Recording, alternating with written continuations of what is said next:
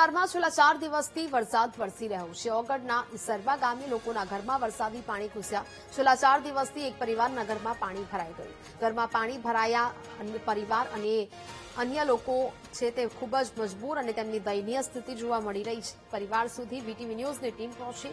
VTV news સમક્ષ પરિવારે વેદના ઠાલવી છે। પરિવારે સરકાર પાસે સહાયની પણ માંગ કરી છે। જે પ્રકારે આ જળબંબાકારના દ્રશ્યો સામે આવી રહ્યા છે, ઘરો સુધી પાણી પહોંચી ગયા છે। ઈસરવા ગામના દ્રશ્યો કે જ્યાં જળભરાવની સ્થિતિ જોવા મળી રહી છે, લોકોની અત્યંત દયનીય સ્થિતિ જોવા મળી રહી છે। વીટીવી ન્યૂઝ સમક્ષ પરિવારે પોતાની વેદના ઠાલવી છે। પરિવારે સરકાર પાસે હાલ તો સહાયની પણ માંગ કરી છે। ઘરમાં પાણી ભરાઈ જવાથી અન્ય જગ્યાએ જઈને લોકો રહેવા માટે મજબૂર બની રહ્યા છે। વીટીવી ન્યૂઝનો આ ગ્રાઉન્ડ ઝીરો રિપોર્ટ અને એક બાદ એક વિસ્તારની આવી પરિસ્થિતિઓ સામે આવી રહી છે। બનાસકાંઠામાં છેલ્લા 3 દિવસથી અવિરત વરસાદ વરસી રહ્યો છે, ત્યારે અનેક નુકસાનો જોવા મળી રહ્યા છે।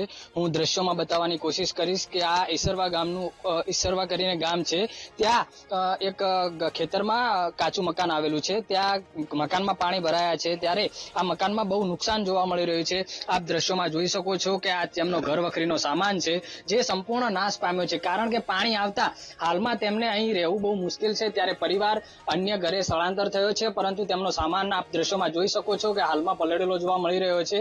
ત્યારે આપ દ્રશ્યોમાં જોઈ રહ્યા છો કે તેમના જે કપડાં છે કે તેમનો જે કરિયાણાનો સામાન છે કે તેમના ખાટલા છે કે અનેક વસ્તુઓ હાલમાં સંપૂર્ણ નાશ થઈ છે। ત્યારે આપણે સીધી બેન જોડે વાત કરીશું। શું નામ છે બેન તમારું? મારું જડીબેન। હા, જડીબેન, અહીં કેટલા દિવસ થયા પાણી આવ્યું?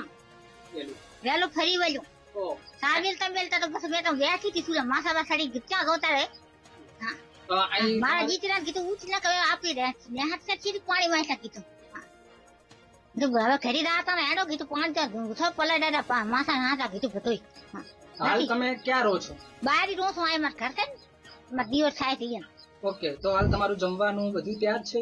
અહીંયા ઓકે।